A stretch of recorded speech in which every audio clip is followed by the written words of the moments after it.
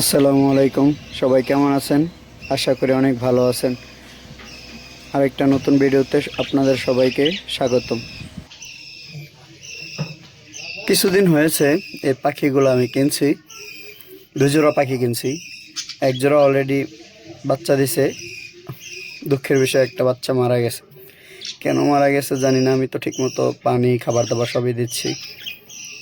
যারা অভিজ্ঞ আছেন, অনেক দিন যাবৎ এই পাখি লালন পালন করেন, তারা যদি আমার এই ভিডিওটা দেখেন, একটু কমেন্টে সাজেশন দিয়েন কিভাবে ওদের সেবা যত্ন করতে হয়।